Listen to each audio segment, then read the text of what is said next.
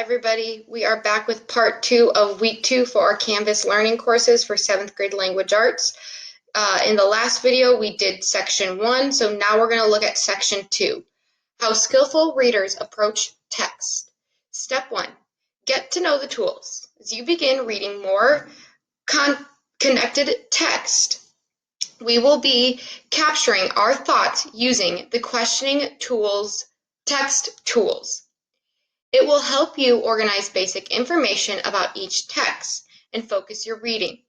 You will use this paired with your guiding questions handout, searching for details to construct new text-specific questions for each passage. Download and print the organizer. Fill it in electronically or construct your own in your notes. So if you see here, this is what we will be using in a second. Okay, this is the guiding question guide that they gave you last week. And remember, I made one that I thought was simpler and easier to follow, so you're welcome to use that. That's on Miss Smithman's blog. And then down here, they gave us a model that they used based on last week's text. So remember, last week's text was a journal entry from R.F. Scott's journal from his expedition. So we can use that as well, but I'm going to make my own model.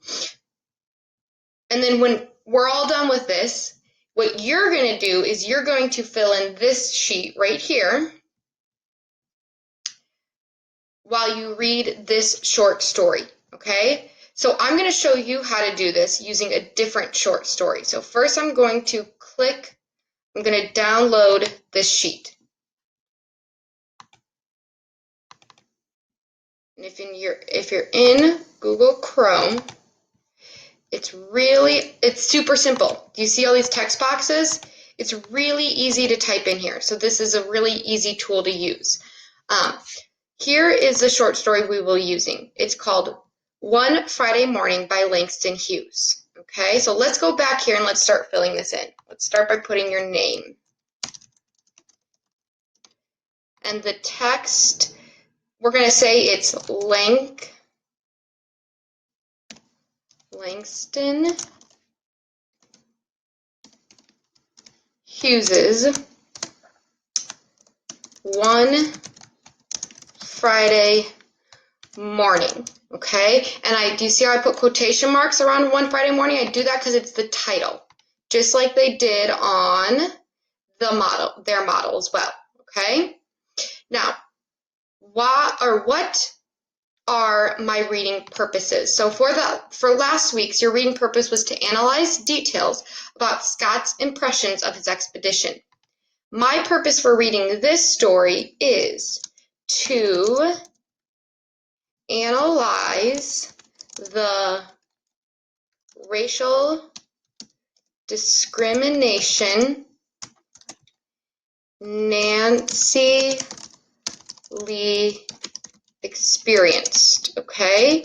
Now, remember, discrimination means like being treated unjustly or unfairly, and if it's racial discrimination, it's based on your race, okay? So the color of your skin, because the color of your skin, you're being treated unfairly or unjustly. All right, now, title. We already typed that in at the top. It is One Friday Morning. The author is Langston Hughes, and it is a realistic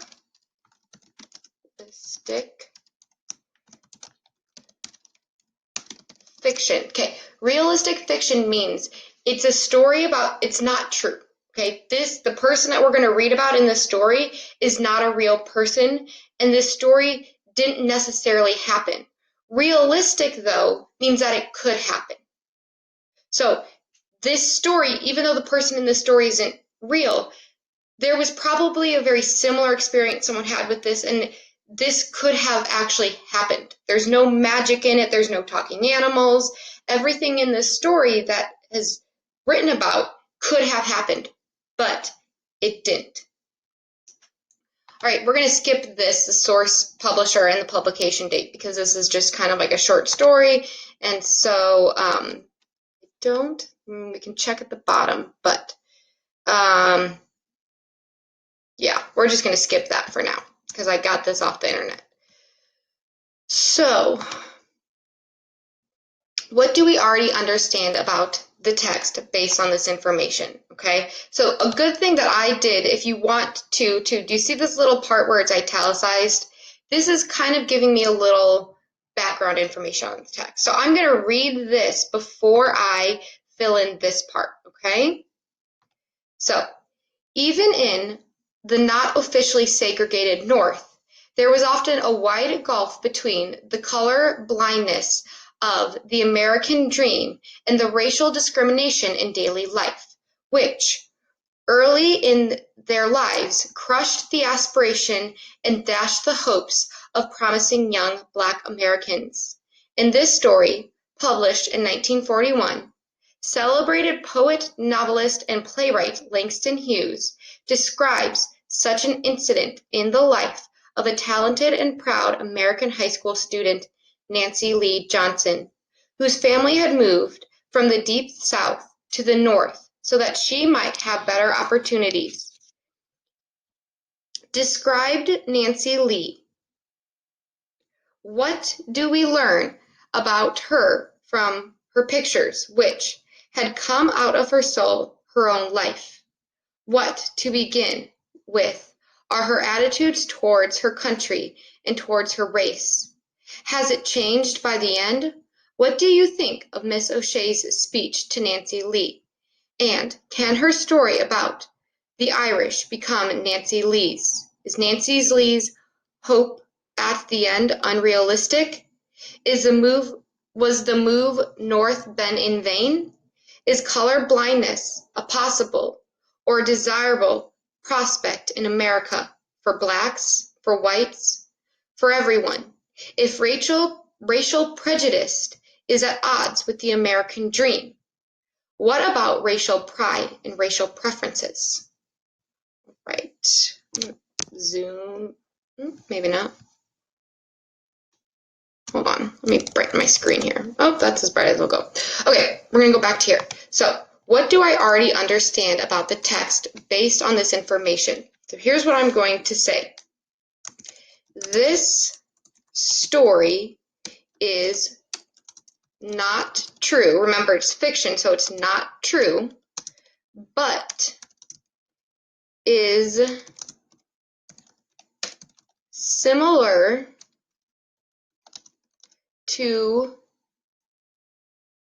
the many stories of racial discrimination African Americans, we're going to say families, faced after moving from the Deep South to the North. So this story is not true, but it is similar to many stories of racial discrimination African Americans, we're just going to say African Americans, because it's not always just a family, African Americans faced after moving from the Deep South to the North. Okay? So in the South, right, this was at the time when there was still Jim Crow laws, so it was, you could actually have separate facilities, and they didn't always have those in the North, but there was still there's still quite a bit of racial discrimination.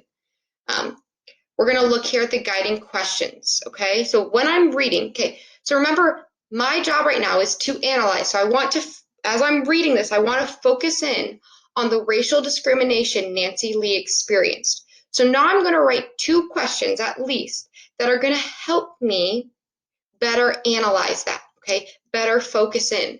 So that way when I'm reading, I know what I'm looking for. I'm not just reading. I'm actually looking for information, okay?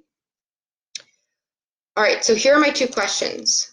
What words or phrases made me feel strong emotions? Okay, and that, right, emotions are like mad, sad, okay? And I'm gonna highlight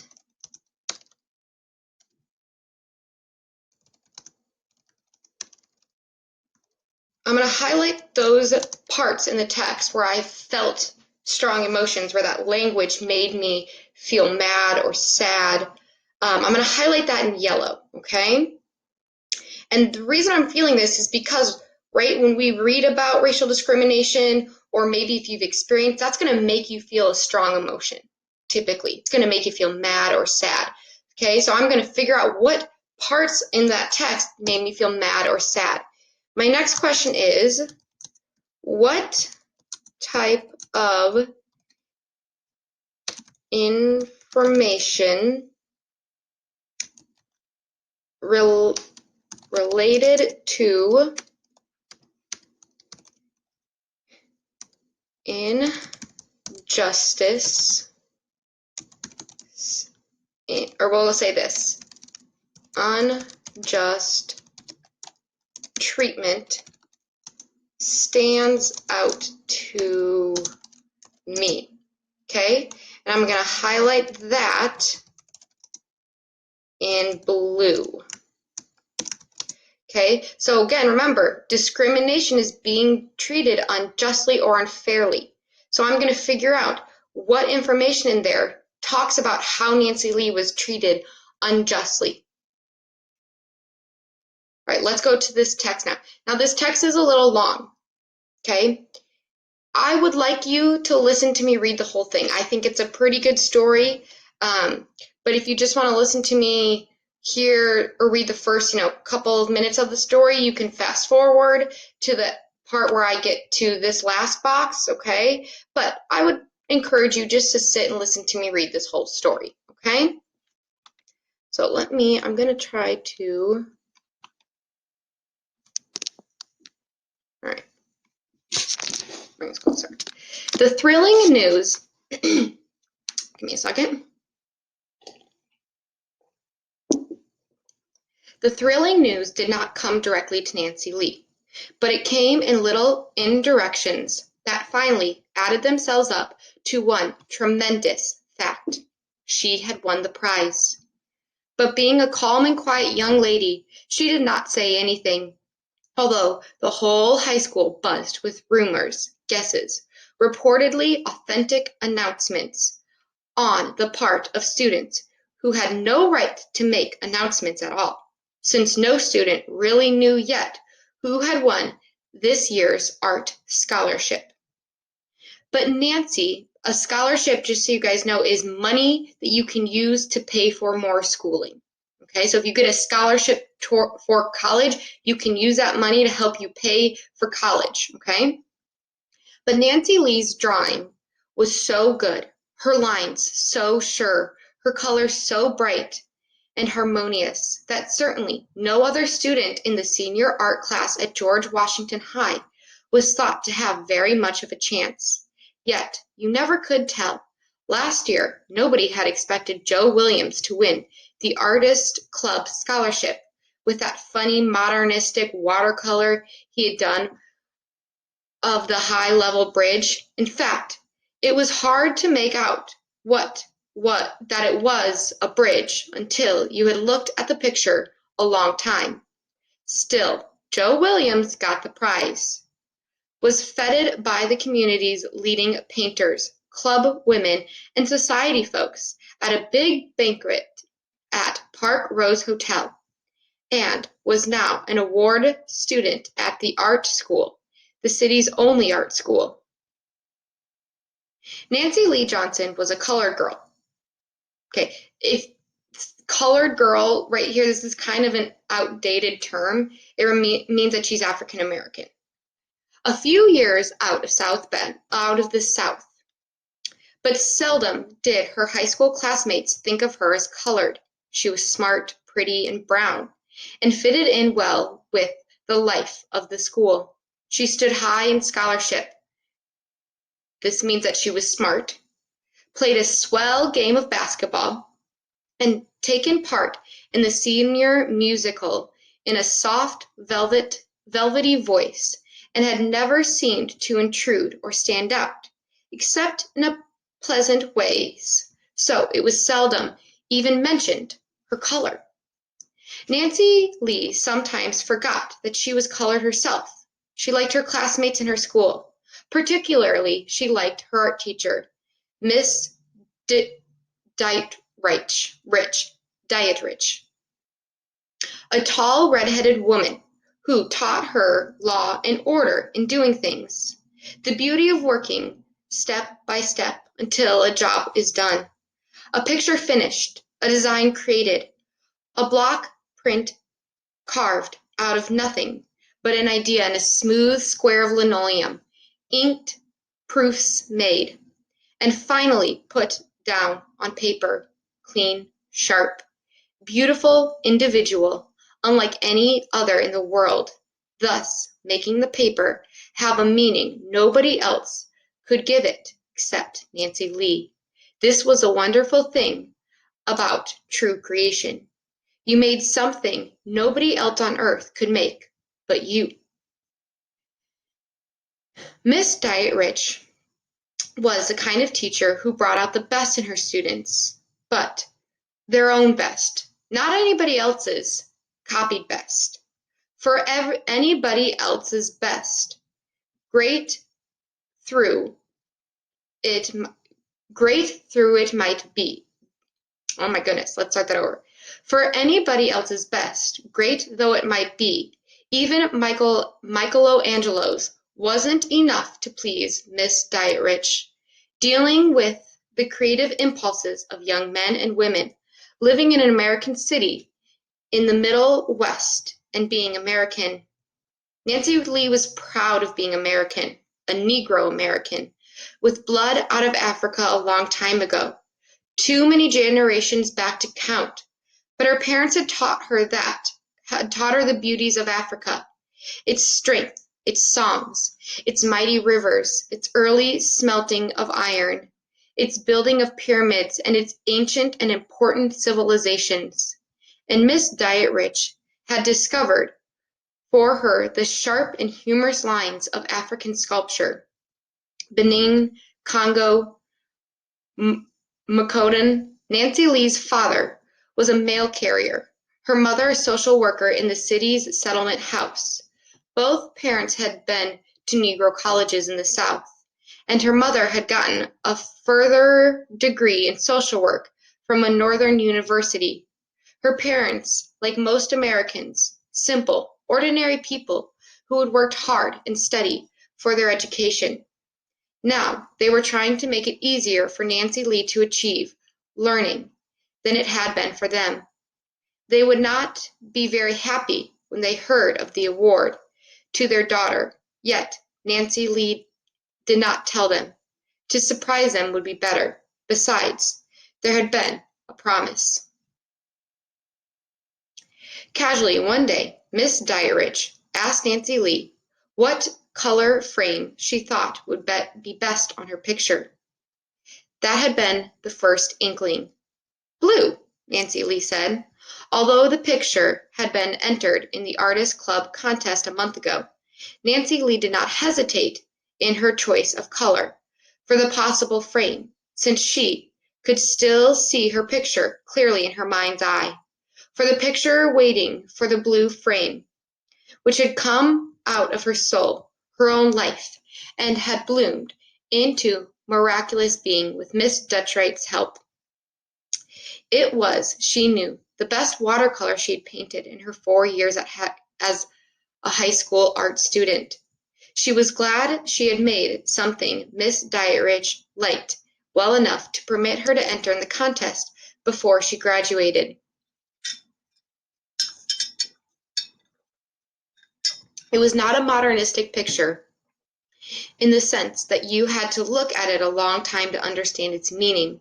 It was just a simple scene in the city park on a spring day, with the trees still leaflessly lacy against the sky, the new grass fresh and green, a flag on the tall pole in the center, children playing, and an old Negro woman sitting on a bench with her head turned. A lot for one picture, to be sure, but it was not there in heavy and final detail like a calendar. Its charm was that everything was light and airy, happy like the spring, with a lot of blue skies, paper white clouds, and the air showing through. You could tell that the old Negro woman was looking at the flag, and that the flag was proud in the spring breeze, and that the breeze helped to make the children's dresses billow as they played.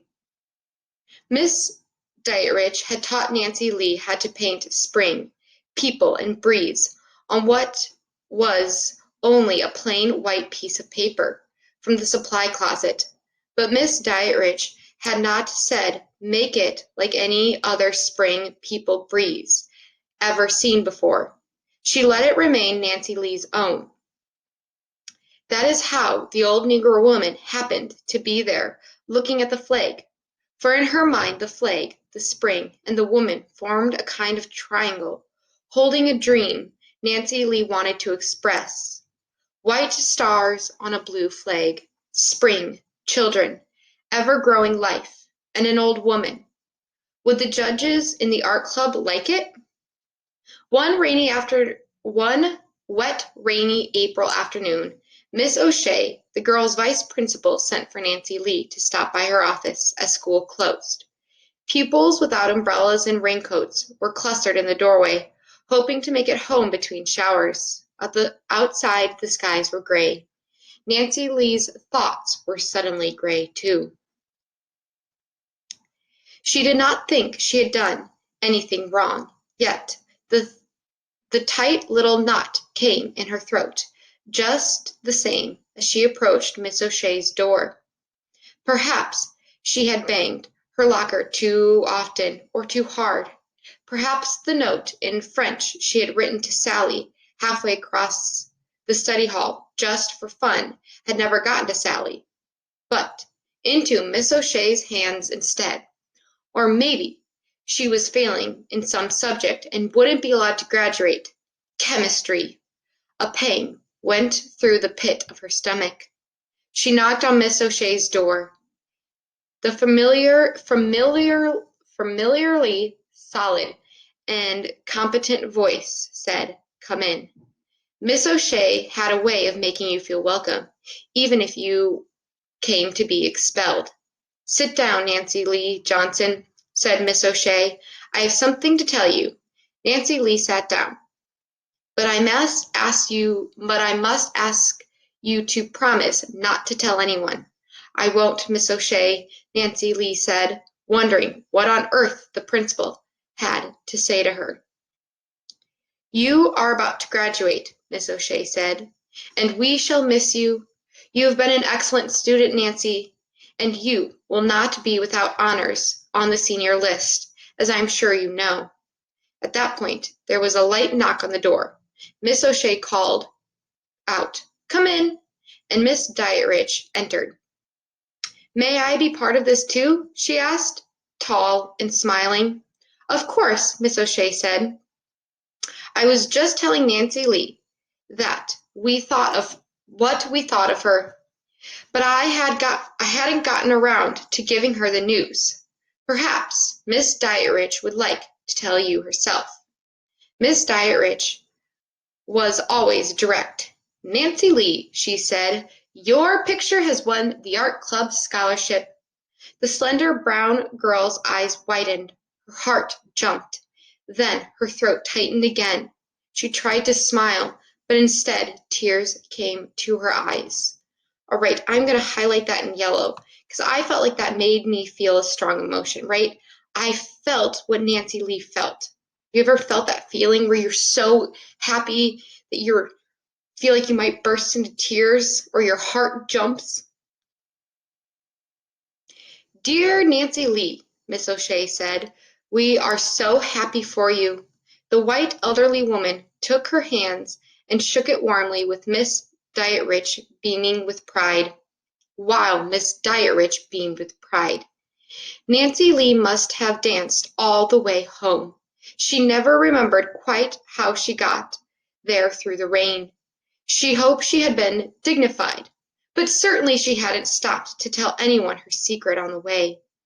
Raindrops, smiles, and tears mingled on her brown cheeks. She hoped her mother hadn't yet gone home and that the house was empty. She wanted to have time to calm down and look natural before she had to see anyone. She didn't want to be bursting with excitement, having a secret to contain. Miss O'Shea's calling her to the office had been in the nature of preparation and warning. The kind elderly vice principal said she did not believe in catching young ladies unaware, even with honors, so she wished her to know about the coming award. In making an acceptance speech, she wanted to be calm, prepared, not nervous, overcome, and frightened. So, Nancy Lee was asked to think about what she would say when the scholarship was confirmed upon her few days hence. On the Friday morning high school assembly, when the announcement would be made, and the evening banquet of the Artist Club, Nancy Lee promised the vice principal to think calmly about what she would say. Miss Diet Rich had then asked for some facts about her parents, her background, and her life, since such materials would probably be desired for the papers. Nancy Lee had told her how 6 years before they had come from the deep South. Her father had been successful in achieving a transfer from one post office to another, a thing he had long sought in order to give Nancy Lee a chance to go to school in the North. Now they lived in a modest Negro neighborhood. Went to see the best plays when they came to town, and had been saving to send Nancy Lee to art school in case she were permitted to enter. But the scholarship would help a great deal, for they were not rich people. Now Mother can have her new winter coat, Nancy Lee thought, because my tuition will be covered for the first year, and once in art school, there are other scholarships I can win. All right, I'm going to pause there. I want to highlight something kind of subtle. Right here, they were saving to send Nancy Lee to art school in case she were permitted to enter. Okay, there are schools, right? There are standards to get into any college. You have to have a certain ACT score. You have to have a certain grade point average. You have to write an essay typically, okay? But at this time, it could also be based on your race, right? They could separate people out based on race during this time. Dreams began to dance through her head, plans and ambitions, beauties she would create for herself, her parents, the Negro people, for Nancy Lee possessed a deep and reverent race pride. She could see the old woman in her picture, really her grandmother in the South, lifting her head to the bright stars on the flag in the distance. A Negro in America, often hurt, discriminated against, sometimes lynched, but always there were the stars on the blue body of the flag. Lynched means that you were hanged and you die, okay? Was there any other flag in the world that had so many stars? Nancy Lee thought deeply about, but she couldn't remember none in all the encyclopedias or geographies that she had ever looked into. Hitch your wagon to a star, Nancy Lee thought, dancing home in the rain. Who were our flag makers? Friday morning came, the morning when the world would know. Her high school world, the newspaper world, her mother and her dad.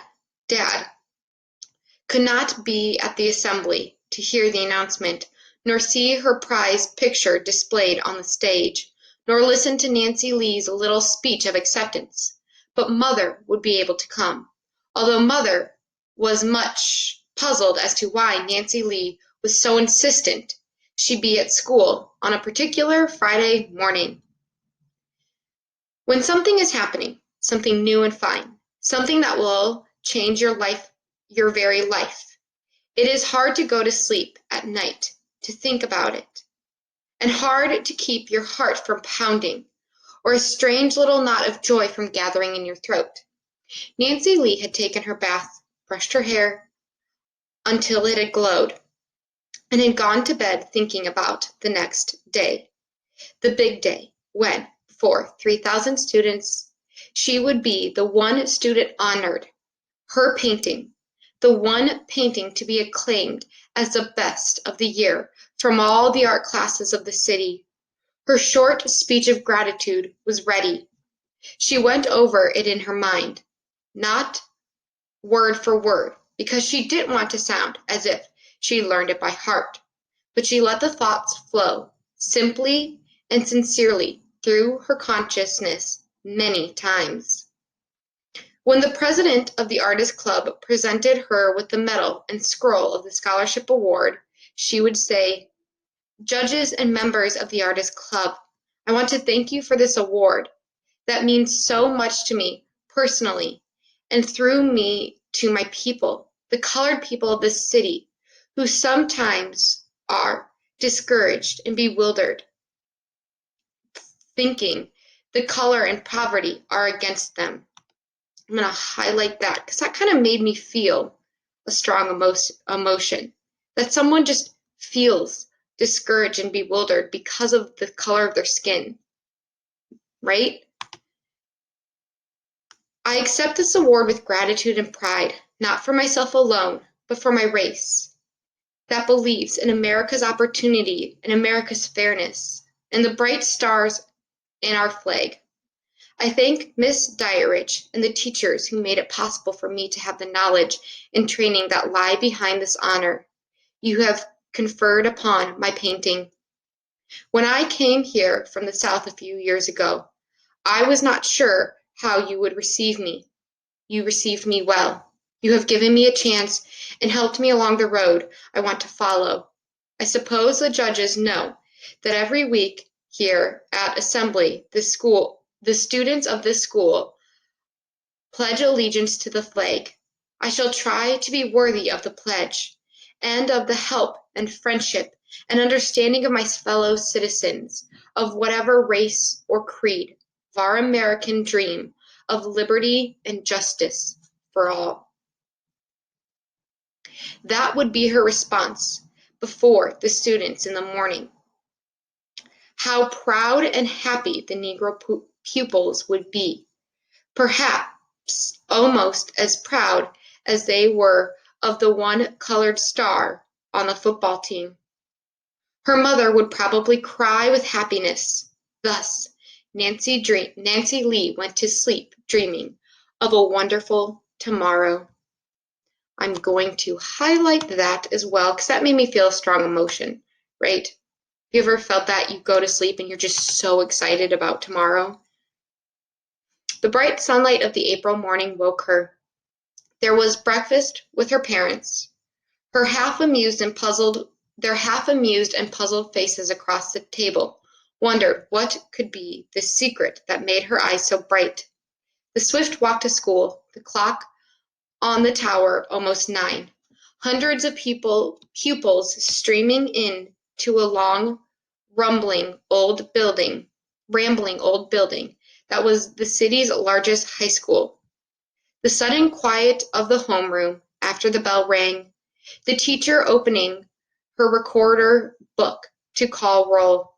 But just before she began, she looked across the room, and her eyes located Nancy Lee. "Nancy," she said, "Miss O'Shea would like to see you in her office, please." Nancy Lee rose and went out while the names were being called, and the word "present" added its period to each name. Perhaps, Nancy Lee thought, the reporters from the newspaper had already come. Maybe they wanted to take her picture for the assembly, which wasn't until 10 o'clock. Last year, they had the photograph of the winner of the award in the morning paper as soon as the announcement had been made. Nancy Lee knocked on Miss O'Shea's door. "Come in." The vice principal stood at her desk. There was no one else in the room. It was very quiet. "Sit down, Nancy Lee," said Miss O'Shea. She said. Miss O'Shea did not smile. There was a long pause. The seconds went by slowly. I do not know how to tell you what I have to say," the elderly woman began, her eyes on the papers on her desk. "I am indignant and ashamed for myself and for this city." She lifted her eyes and looked at Nancy Lee, in the neat blue dress, sitting there before her. "You are not to receive the scholarship this morning." Right. I'm going to highlight that in yellow. This right here makes me feel a strong emotion, right? I feel sorry for Nancy Lee. I feel sad. I feel mad. Why isn't she getting it? Outside in the hall, the electric bells announcing the first period rang, loud and interminably long. Miss O'Shea remained silent. To the brown girl there in the chair, the room grew suddenly smaller, smaller, smaller. There was no air. She could not speak. Miss O'Shea said, "When the community learned that you were colored, they changed their plans." Right there, right? Clear as day. Racial discrimination. She's not receiving the award because of the color of her skin. Nancy Lee said nothing, for there was no air to give breath to her lungs. "Here is a letter from the committee, Nancy Lee." Miss O'Shea picked up and read the final paragraph to her.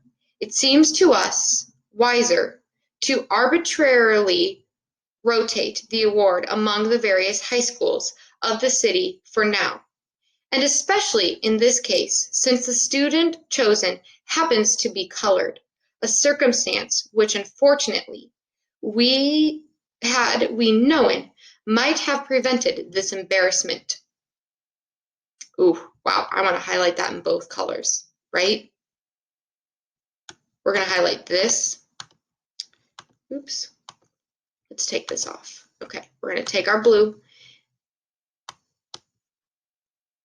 And especially in this case, we have known, right? And then this one makes, this part right here makes me feel very strong emotion. Oops.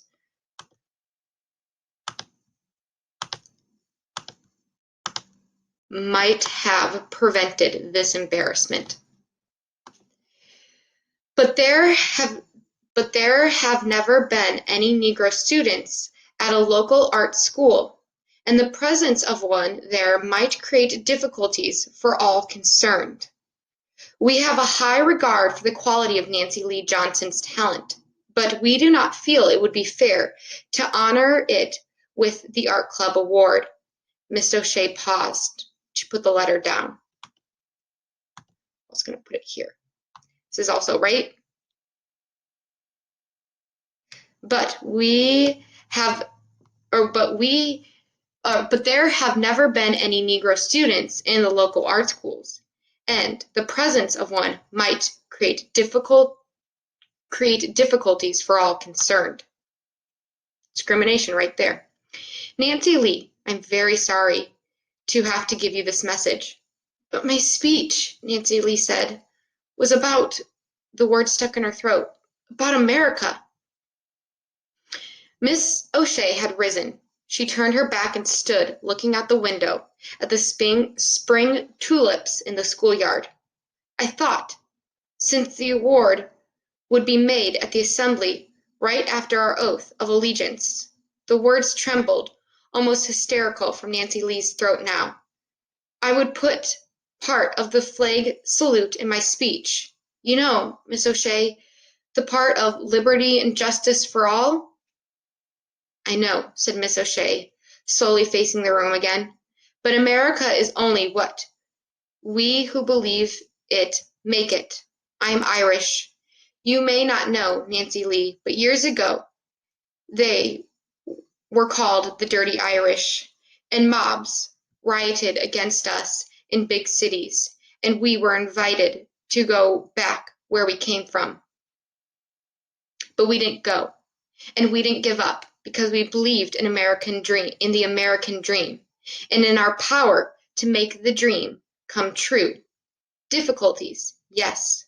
Mountains to climb, yes. Discouragements to face, yes. Democracy to make, yes. That is it, Nancy Lee. We still have in this world of our democracy to make. You and I, Nancy Lee. But the premise and the base are here. The lines of the Declaration of Independence and the words of Lincoln are here. And the stars on our flag, those who deny you this scholarship do not know the meaning of those stars, but it's up to us to make them known.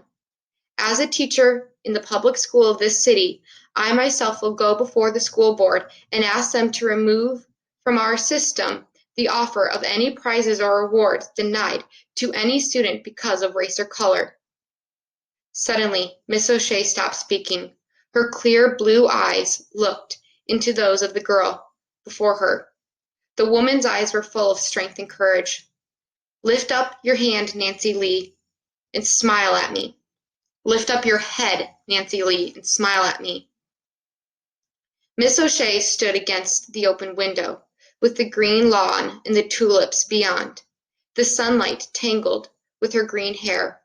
Her voice, an electric flow of strength to the hurt spirit of Nancy Lee, the abolitionist who believed in freedom when there was slavery, must have been like that.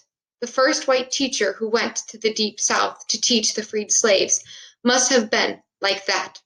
All those who stand against ignorance, narrowness, hate, and mud on the stars must be like that.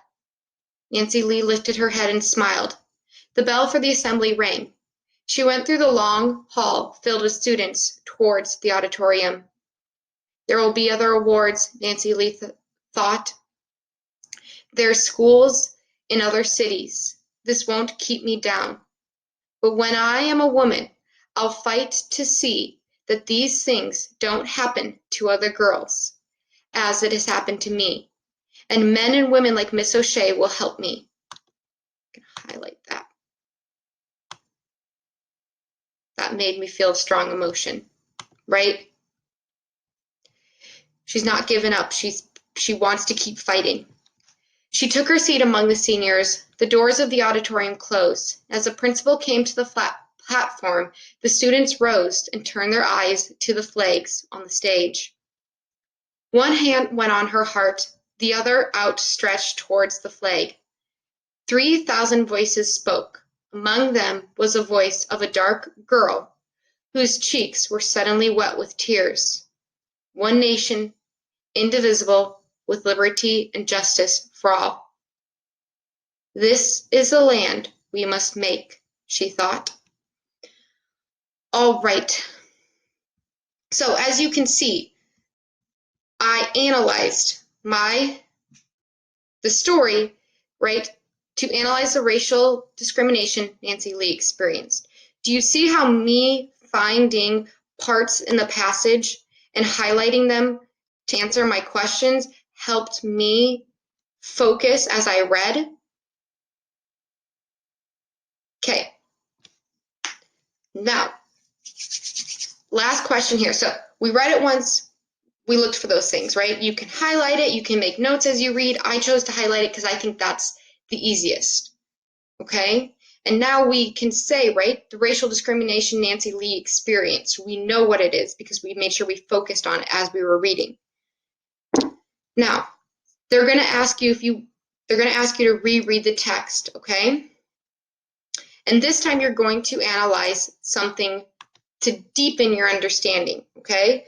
So if I'm not going to do this, I'm not going to reread the text again right now for you guys, okay? But if I were to go back and reread the text, I want to analyze what is the author's